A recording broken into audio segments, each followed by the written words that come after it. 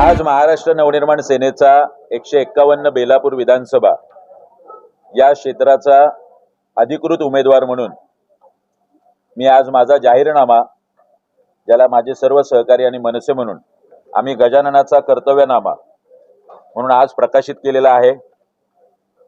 या नवी मुंबईकरांप्रती शिक्षण, आरोग्य, रोजगार असेल, वंदनीय दिबा पाटील साहेब यांचा पूर्णाकृती पुतळा तर उभा केलाच पाहिजे, पण मरणोत्तर त्यांना महाराष्ट्र भूषण पुरस्कार मिळावा, एसटी डेपो उभारला जावा, वंदनीय बाळासाहेबांच्या नावाने शस्त्रास्त्र संग्रहालय उभारावं, अशा विविध मागण्या, विविध गोष्टी आम्ही या जाहीरनाम्यामध्ये नमूद केल्या आहेत। त्यासोबतच आम्ही हे केलं, असे 800 ते 1000 कोटीची कामं सुद्धा आम्ही टाकली। मला अनेक ज्येष्ठ नागरिकांनी विचारलं, तुम्ही भविष्यात पक्ष बदलणार नाही, याची काय गॅरंटी आहे? मी आज बॉन्ड पेपर सुद्धा आज सादर केलेला आहे। हा एकनिष्ठतेचा बॉन्ड पेपर आहे। मी उद्या आमदार झाल्यानंतर सुद्धा पक्ष बदलणार नाही, पक्षाशी प्रतारणा करणार नाही। भविष्यात ते तिकीट मिळालं नाही मिळालं तरीही पक्ष सोडणार नाही, असा हा एकनिष्ठतेचा 500 रुपयाचा बॉन्ड पेपर मी लिहून दिलाय।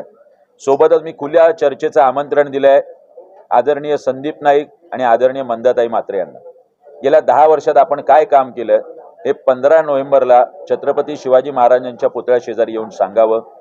10 वर्षात आम्ही काय काम केलं, आमच्याकडे कुठलंही संविधानिक पद नसताना हे आम्ही येऊन सांगू, असं मी एक खुल्या चर्चेचं आमंत्रण 15 तारखेचं दिलंय।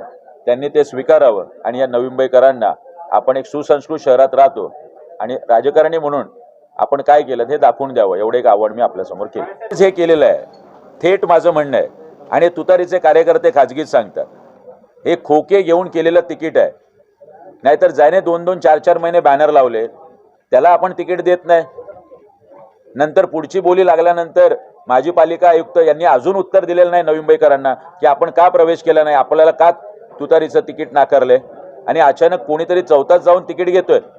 याच्या मागे सगळं जे आहे ते नवी मुंबईकरांना स्पष्ट माहिती आहे। उपमुख्यमंत्र्यांनी यांना गद्दार म्हटलंय आणि स्वतःच्या वडिलांच्या समोर गद्दार म्हटलंय।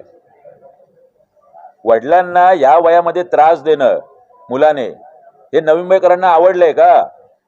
स्वतःचे बंधू संजीव नाईक सांगतात की यांनी गद्दारी केली, यांनी हे करायला नको होतं।